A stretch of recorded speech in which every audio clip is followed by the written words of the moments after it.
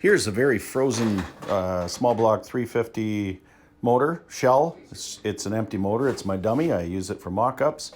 This is gonna go in the 1932 Ford pickup frame cab combination.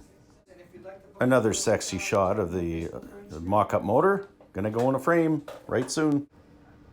Just setting that little mock-up motor in the frame. I like to have the firewall in and rad, fan, just everything in there for clearance. Side shot, I buttered its hips and got it in there. Today on the 32 Ford frame and Ford truck, I'm getting ready to put some motor mounts into the frame, and I just tack them in. This is a small block Chevy mock-up motor that I use all the time. It's empty. There's nothing in it, so it's nice and light. It's a little cheaper than one of the plastic ones you buy. So I got this this motor mount, this kit from Speedway Motors. Whoop.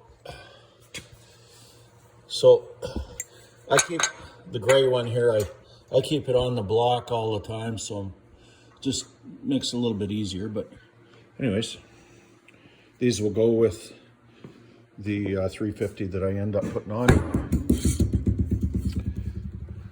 These guys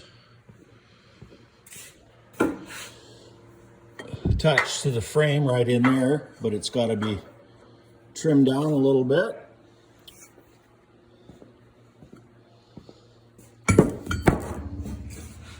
And then I also purchased the little rubber mounted cushion kit. The bolt goes through the hole, obviously. So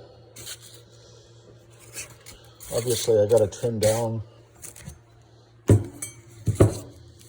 That guy. So I figured out roughly I need about 4 inches from just the tip to the frame rail.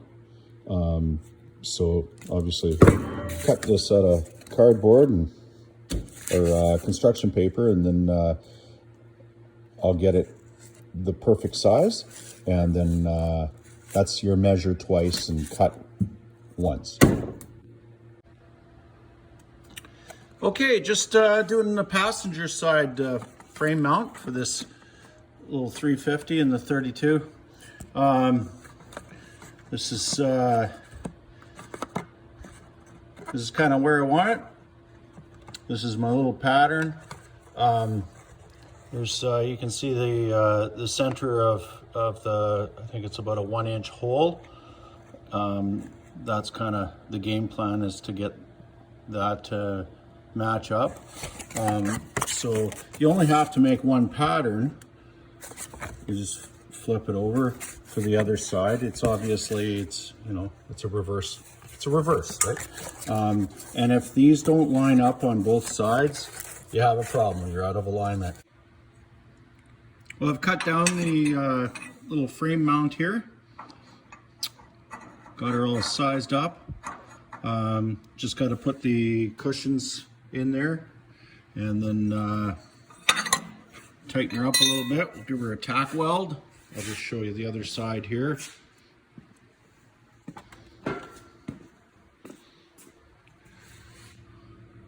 There we are.